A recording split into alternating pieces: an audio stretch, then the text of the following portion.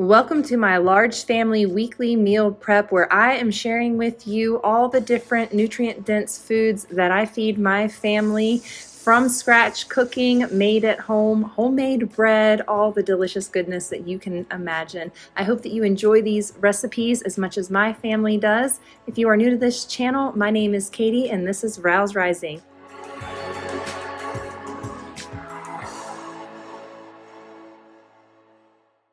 Another day of water, Kefir. Delicious. Oh gosh. Oh no. It's gonna blow up. Like when I eat carbohydrates, my belly. Ah! Oh no, the chairs are rising.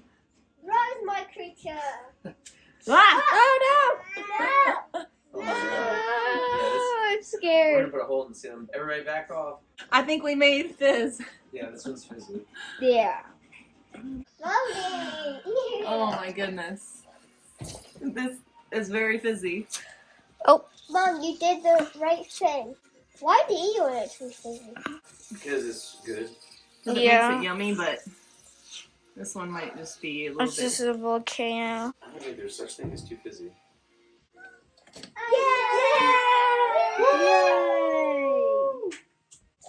Yeah, that was pretty satisfying. Okay, so right now I have this tray full of meat. I have some venison backstrap. I've got some venison sirloin tip. Got some more venison backstrap. Some more venison tenderloin and venison backstrap. So these venison, I think what I'm going to do is make some canned venison with those because I need to make some room in my freezer, so I'm just going to get rid of some things that we've had in there for over a year. These have all been in there over a year, so it's time for them to go, and the best way to do that for me is to can them. Right here I also have this beautiful, beautiful elk heart, and this elk heart we are going to have for dinner tonight. And then we also have this wonderful elk liver, and I'm going to be cooking this elk liver tonight as well. I'm going to go ahead and start soaking this in a little bit of vinegar water just to get some of that briny, livery, strong flavor out of it. So that's what I'm going to be doing now. The rest of this I'm just going to put into the refrigerator because I'm not sure I'm going to get to canning it today. But I am going to get this heart prepped up because I'm going to be pan frying the heart, and I'm going to be pan frying the liver as well. I haven't decided yet if I'm going to do a pate or if we're all just going to eat pieces of liver like we like to do. I just cook it all up, and the kids love to just eat the liver how it is, fresh out of the pan. It doesn't even make it to pate these days. So without further ado, I'm going to show you guys how I use up this meat. I'm also keeping this refrigerated until I'm ready to chop it up. But this is some pig fat from the pigs that we raised a year ago. And I'm just going to be dicing this up into little pieces. I'm going to put it in my slow cooker and let it slow cook for the rest of the day. And then this evening, I'm going to strain out the lard and put it in some little jars so that we can have some lard for cooking.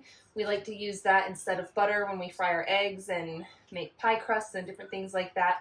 I make about 6 jars at a time, little half-pint jars, and I've been out for the last, I don't know, 2 months now, and we've been using bacon grease and some fat that I've skimmed off the top of some of our broths. So it's time that I get some more fat to fry some things in, and this is how I do that. So I'm going to put this in the slow cooker and let it simmer away. First thing is first, I've got to tend to this liver and get it submerged in some vinegar water. We just want to brine it a little bit in this vinegar just to soak out some of that livery flavor. This is going to help kind of nix that. Smells like liver. What do you know? This liver is some of the best liver that I've ever had. We are sure to always tell our friends, save the liver for me. We love eating elk liver. It is so good. Not quite as mild as chicken liver, but definitely a good flavor. And I highly recommend, if you are going to hunt your own elk and deer and big game, that you do keep the heart and that you do keep the liver and eat those. If nothing else, I would prefer to keep the whole animal and use every single bit of the animal. It is a goal that we get to that point with our hunting skills, that we are able to process and use all of the animal the way God intended. So goals for me. In the meantime, we are consuming some of the organ meats, which is so beneficial to us, and it also uses up more of the animal, things like the pig fat. We even have pig bones, the pig head, that kind of thing in our freezer. So my goal is to eventually cycle through and use all of these parts of these animals that we've been so lucky to have. I'm going to be placing this liver into the refrigerator covered up, and it's going to sit there until I'm ready to process it a little bit later on. For now, I'm going to start on this pig lard, and I'm going to do that by setting up my slow cooker and turning the heat on low. And once it's on low and starting to warm up, I can start sharpening my knife up. It's a whole lot easier to work with sharp utensils when you are cutting your fruits, vegetables, produce, meats, everything. You always want to have a sharp tool because a dull tool is a dangerous tool. So watch how this knife just slices right through. It's just slicing like a hot knife through butter, but this is frozen lard and this is a sharp knife. So it's so satisfying too. I mean, just look at how it's coming off of there in those nice pieces, and then I can dice it up easily. It's just easier to do this with frozen fat from the pig than it is to try to do it with room temperature or refrigerated. You definitely want this more out of the freezer to chop up, because that's going to make it easier to deal with. So we want to make sure that we're taking precautions and we're keeping that right hand, as I just touched the meat there with my right hand, but I want to try to keep my right hand as clean as possible in this process so that I have a good grip on the knife, because it gets slippery and more slippery, and I'm going to cut up this whole loaf of pig fat.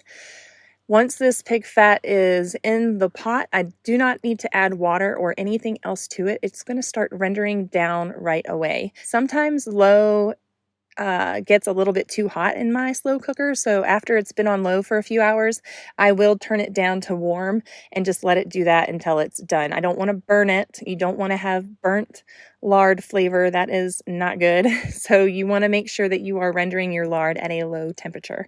So do it on low for an hour or two and then turn it down to warm.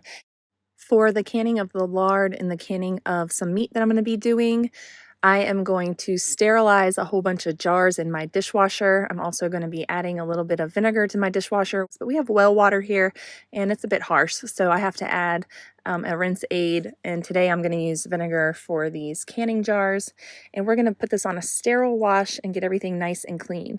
And then I'm going to start preparing this heart. Now when you prepare heart, you want to probably take off all of the white that you can get off, and you want to leave as much meat as you possibly can. This white bit is going to be really tough and chewy, but you can save that and set it aside and slow cook it in with some stew or with a roast or something that you're going to be slow cooking all day long, and it'll tenderize up nicely and shred a lot easier. But the rest of this meat is so tender that you don't want to disrupt that with the chewy bits.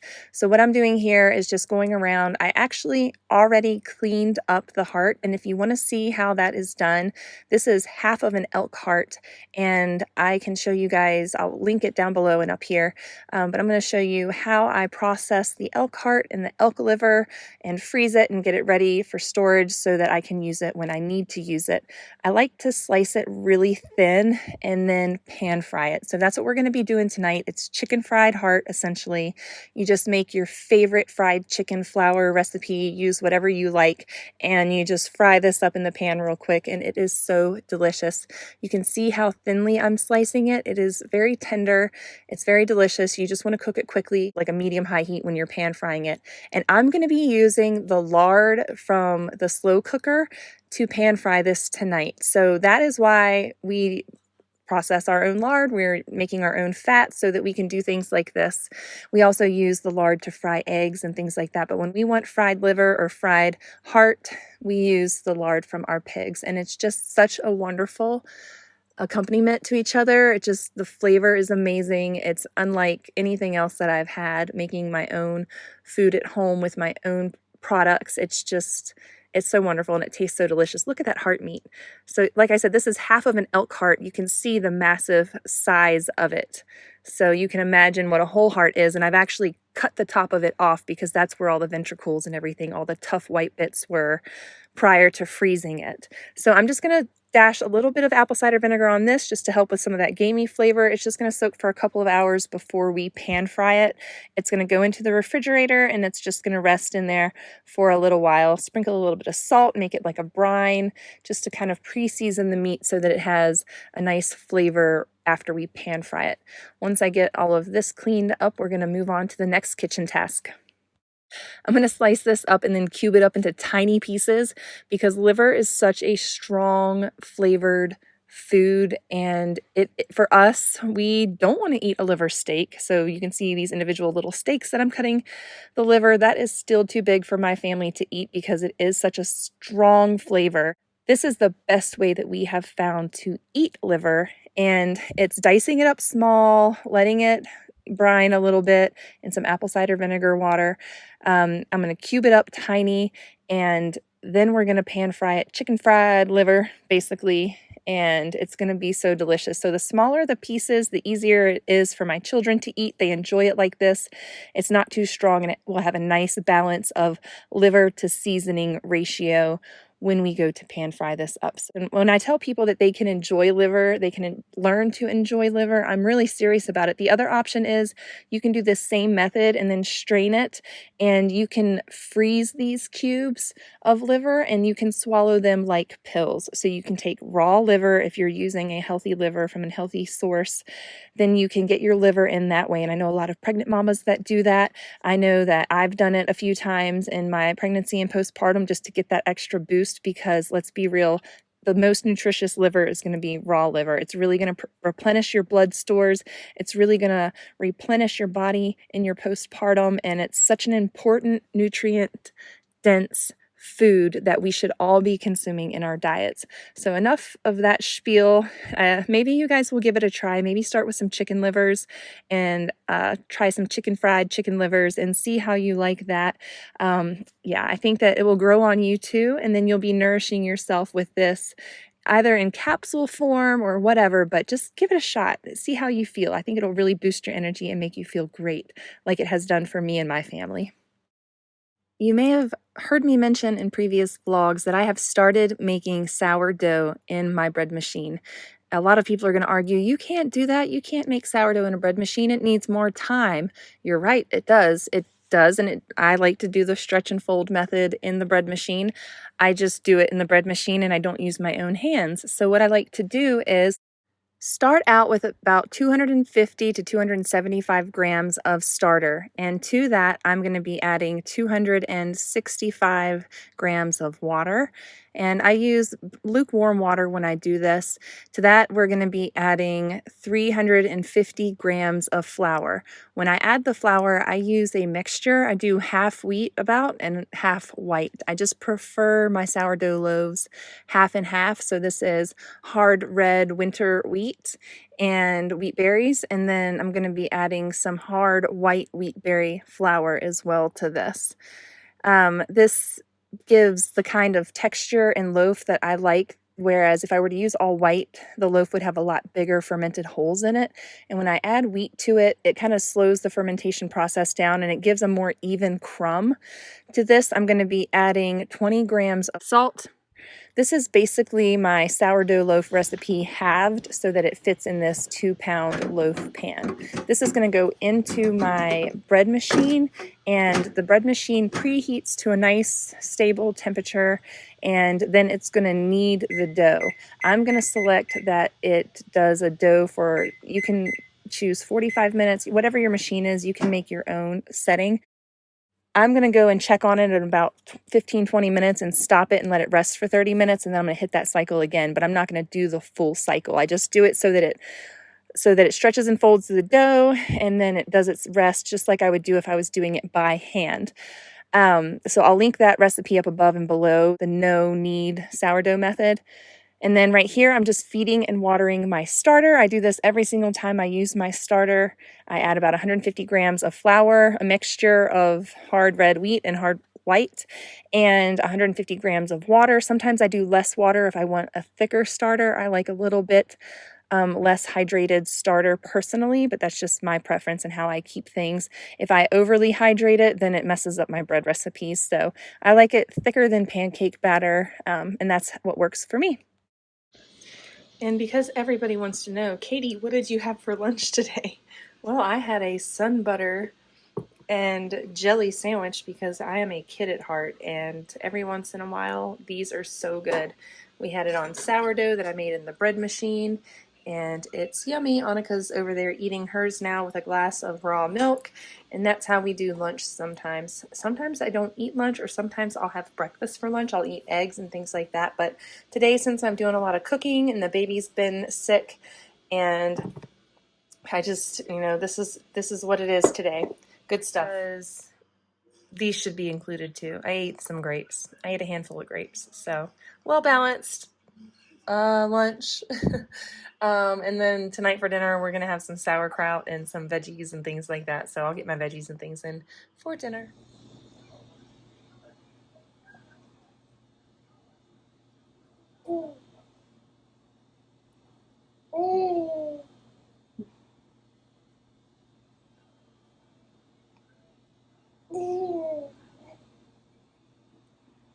Is that you? Is that Bodie? Next up, we're going to be rendering down this lard. Check this out. So it's bubbling away. I'm going to give it a little mix, a little stir, just to kind of get everything moved around in the heat a little bit. You can see where it's already getting brown and crunchy in some areas. And that's what I mean by the low setting just gets really, really hot. So it's going to be, it has potential to burn your lard. So you've got to watch it, and you just have to make sure that it's kept at like a low simmer, and that you're not making it too crispy, crunchy, because you don't want to burn it. You don't want it to taste yucky. So the bread machine is doing its job. It is moving the dough all around. My dough is still a little bit loose, so I'm gonna let it go for another cycle of kneading, and then, or we can call it stretch and fold, but the bread machine does kneading. So I'm gonna reshape it into a loaf form, and I'm gonna put it in a flour-lined linen basket, and it's going to sit on the countertop for about 3 to 4 hours before I bake it this evening to go along with our dinner. I'm going to bake it in the Dutch oven just because I'm already going to have things going in the kitchen. I'm already going to be cooking it up in here, and every once in a while it's just nice to fire up the Dutch oven and cook a crusty loaf of sourdough bread. So that's what we're going to be doing tonight. One of the things that I've been doing lately is making water kefir, and that's just fermented sugar water. This is the first stage, and it sits here for 2 days. The second stage, it sits on the counter for 2 days with fruit and stuff in it. And then 2 to 3 days after that, we place it in the refrigerator to get nice and cold, and then we drink it. And I finally have an effervescent batch. My last couple batches have had lots of fizziness, and they're very tasty. We've been loving it. Sometimes I bake this loaf in the bread machine, but today I'm going to be baking it in my cast iron Dutch oven. It works both ways. I prefer the cast iron Dutch oven for like a crusty soup loaf, but the bread machine makes a lovely bread loaf that's easy to slice for sandwiches. I like this. It's nice and pretty. I get to score it, and it just turns out really pretty this way.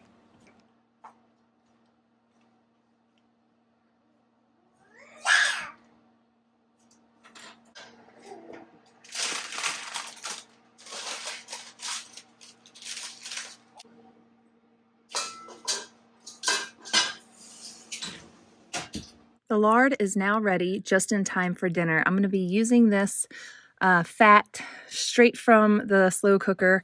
It's going to go right into my black cast iron skillet, and I'm going to use it to pan fry up those heart and liver pieces. But first, I'm going to can as much as I can into these jars, and I'm going to do that by separating the fat from the solids. Those little crispies are going to just be strained right out of there, and I use a fine mesh strainer. You can use cheesecloth, you can use whatever you have. With the fine mesh strainer, I might not get out all the particles, and I am going to be freezing these jars. I'm not going to be storing them on the shelf because I do not want them to go rancid. So I'm going to put them in the freezer, and I use them up within the next 6 weeks. We go through about a half pint jar a week. And if I said pint earlier, these are half pint jars. I only have 1 pint jar back there in the back that I'm going to be filling up with this lard.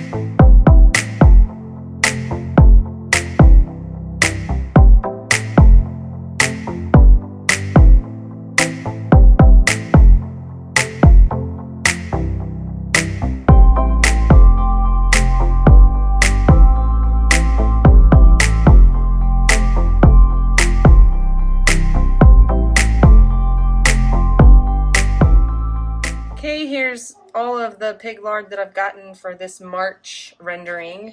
For dinner tonight, we have some fresh broccoli. I am also going to be steaming up some frozen corn that I had in the freezer.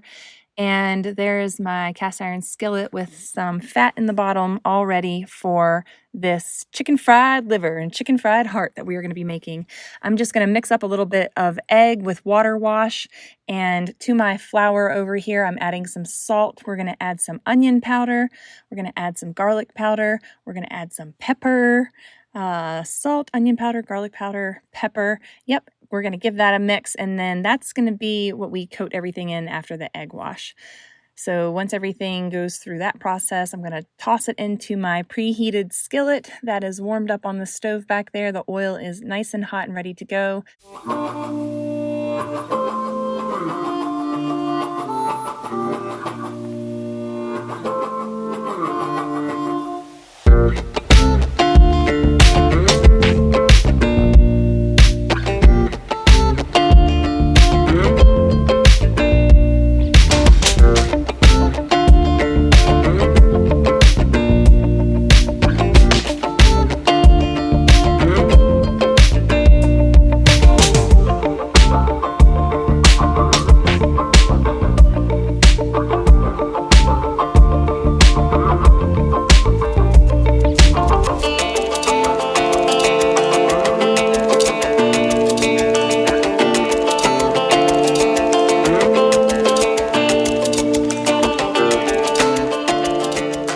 Once these are golden on both sides, so you just pan fry till the first side is golden, and then pan fry till the second side is golden, or deep fry. I guess this is deep frying.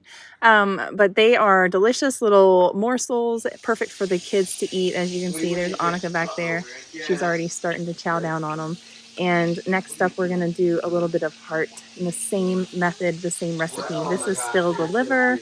There you go. It's just disappearing. It is so good. Everybody loves it. This is what the heart looks like, and we're doing the exact same process for the heart. We're just on a medium-high heat, and we are going to pan fry both sides until they're beautiful and golden brown like this. The second side cooks a little quicker.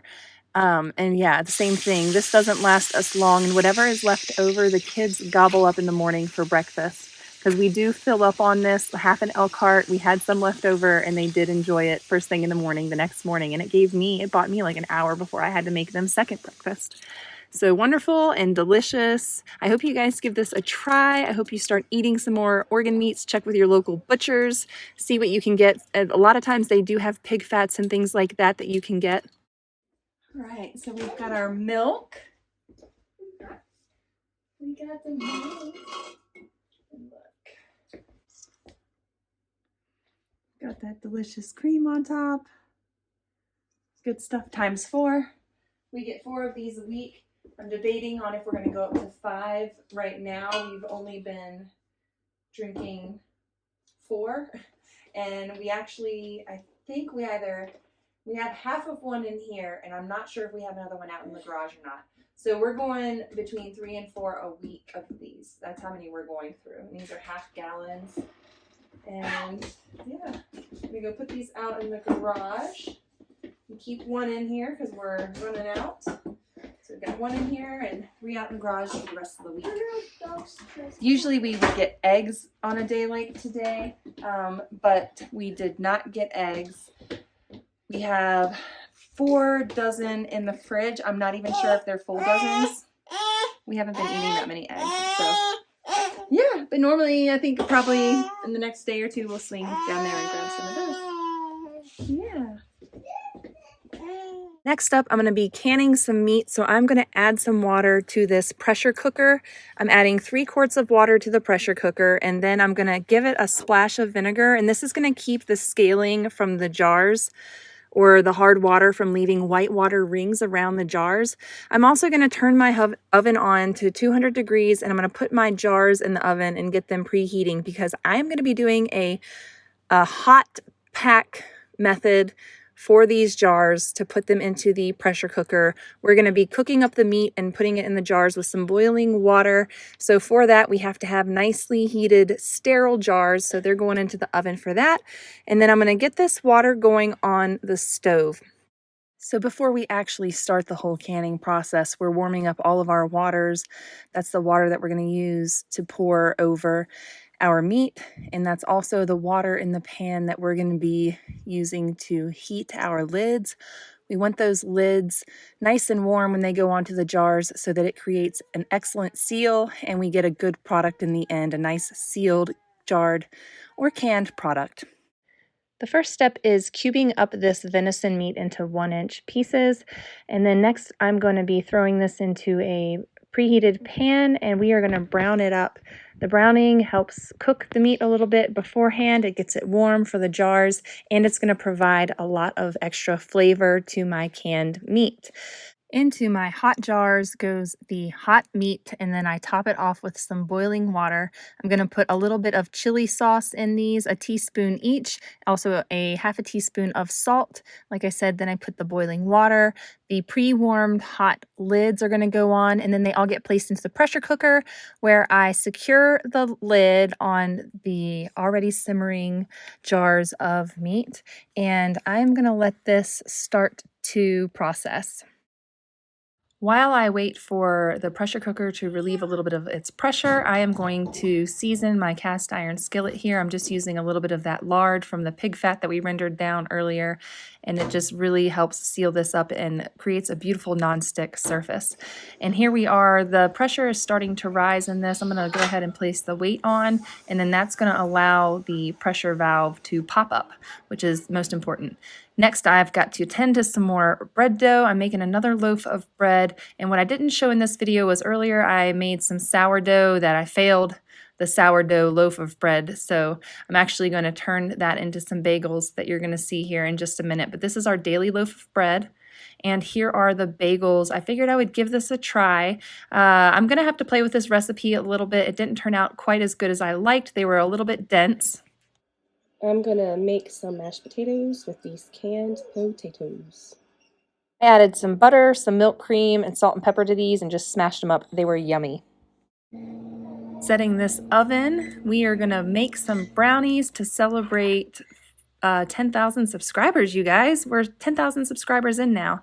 To this pot of 2 tablespoons of water, I'm gonna throw in about a full cup of butter, about a full cup and a half of sugar. That is a cup of chocolate, and we are going to melt all of this down because we're going to make some delicious, delicious brownies today to celebrate our 10,000 subscribers. The kids are really excited about this, and I love making things from scratch.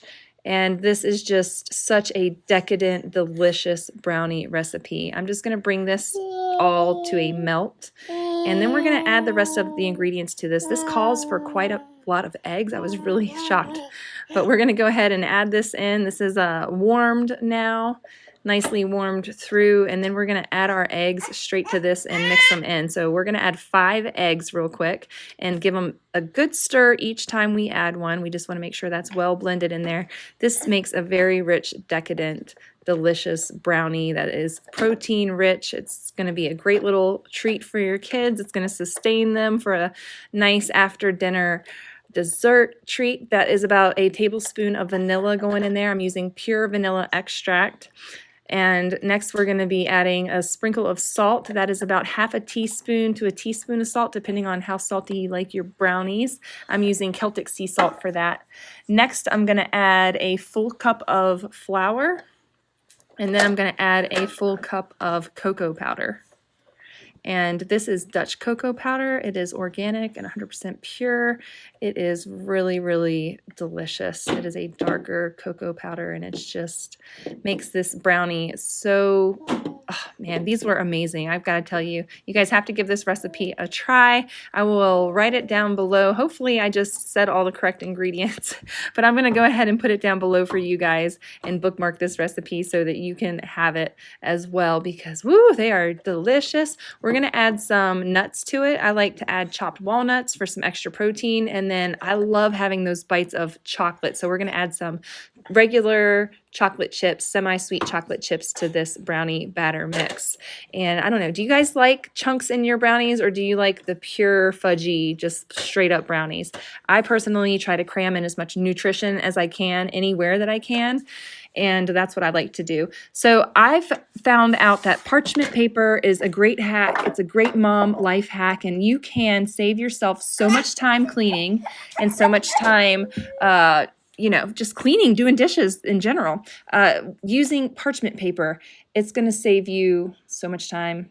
Give it a try. I never used parchment paper until about the last 2 years, and then I started using it in a lot of my baking, and it's really just saved me not having to clean pans and scrub the hard cake off of a pan.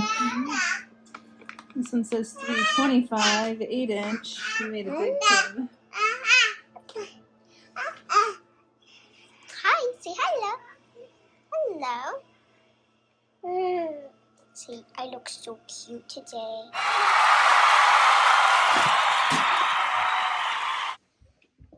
Okay, and here is the final canned meat. What you do at the end, these sat in the pot until they cooled down. I just took the lid off after all the pressure and everything was released.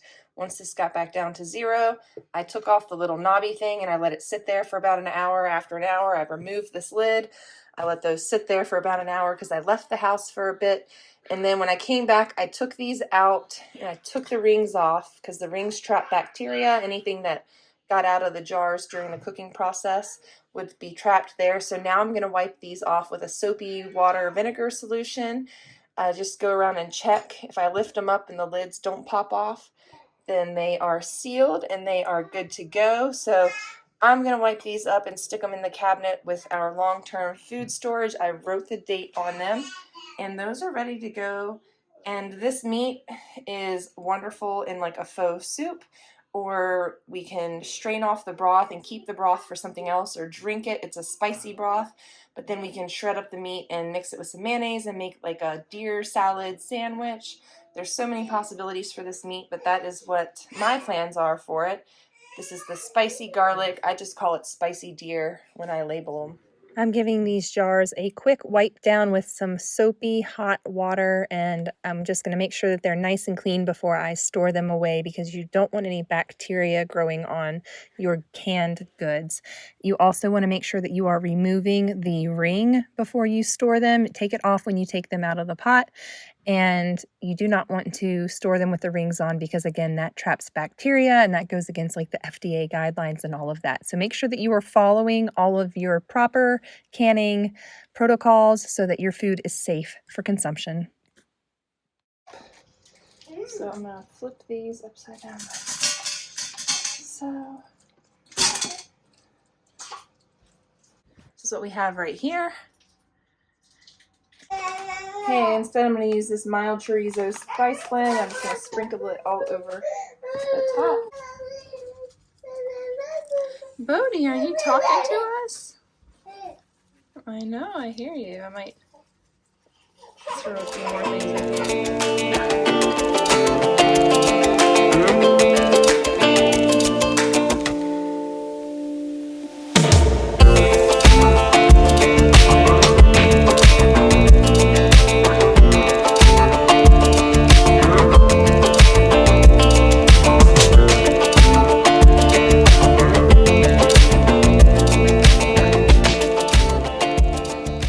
Place on top of this kind of a barrier of apples because I want to also put some sweet potatoes into the slow cooker to cook with these pork chops that I am making.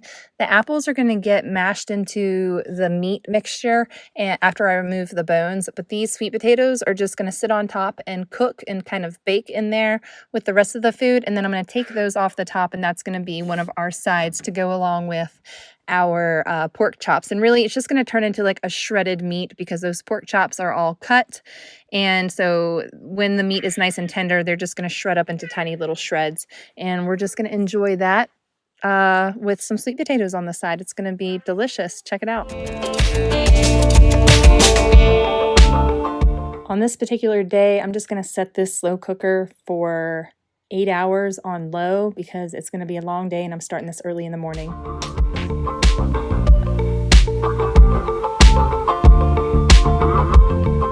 So this morning we are going to be making this chicken, and this is a chicken that I got from a little farm here in southern Oregon.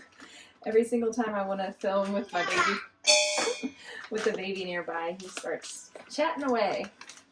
And he wants to start talking. Okay, so this chicken is ready to rock and roll. It has some gizzards and things on the inside that I'm just going to take out. Take out the liver, the heart, eat those later.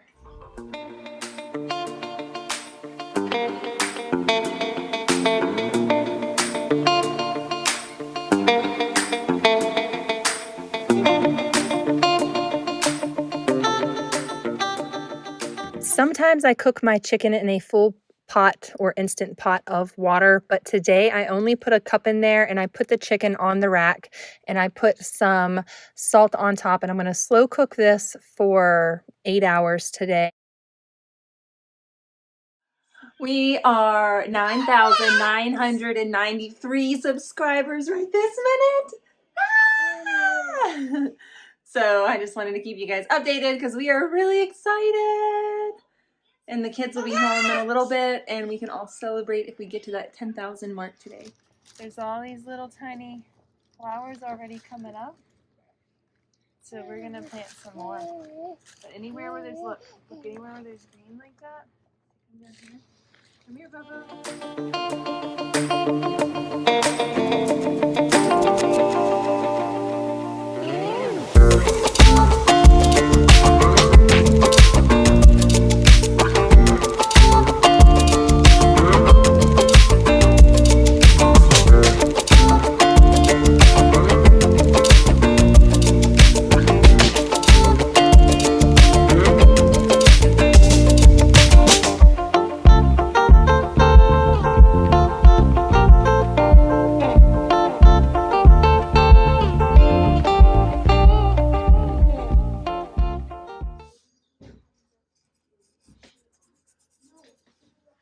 Okay, we're going to make some rice with this broth now. This is the first round of broth, and it made just enough for us to cook some rice in it. This chicken carcass is going to go back into the Instant Pot and cook longer, and then this is all of the meat, the chicken breast and everything on the bottom, and then the dark meat on top. So I cooked rice and vegetables in that first batch of broth, and then this is all the chicken I pulled off, and then now I'm going to throw this carcass back in there with some onions and some carrots and celery. I lost my celery, so I have to find it, probably in a cabinet somewhere. I'm going to be using this chicken broth for tomorrow's butternut squash soup. We are going to be roasting up some butternut squash next in the morning when I resume this video again, and it's going to be so delicious, so stay tuned for that. Apple cider vinegar, peppercorns, and a bay leaf is all that I'm adding to this tonight. Onto the butternut squash soup. I'm going to set my oven for 350 at bake, and then we are going to get this butternut squash sliced up and gutted, and it's going to go in the oven and roast for about an hour or so. I just keep my eye on it and roast it until it's golden and until all the vegetables I'm going to pile up on top of it are tender, and it takes about an hour. It's going to finish cooking, so if it's still a little bit firm in a few spots, especially maybe the center where it's a little thicker, that will finish cooking in my Instant Pot because I don't really have a lot of time today to wait for this to go completely soft, but I'm going to get it to the point where I can easily get the skin off of it, and roasting helps that process, and roasting also adds a delicious sweetness to the butternut squash that really makes the soup so delicious. So I'm just going to throw these in the oven real quick and throw some vegetables on top and let it bake away. Once this butternut squash is in there, I'm going to start this cup of tea, and it's going to be my afternoon pick-me-up while I do these vegetables.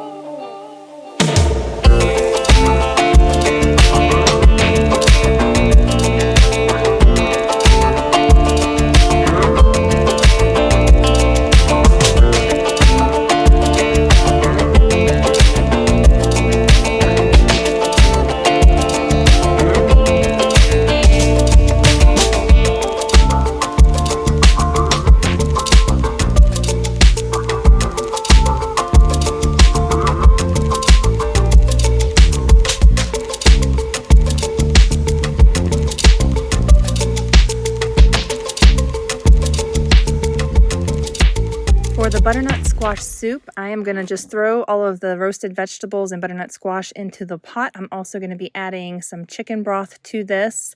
And in addition to chicken broth, I want to add some additional protein. So I'm going to add about 1 cup of red lentils to this as well.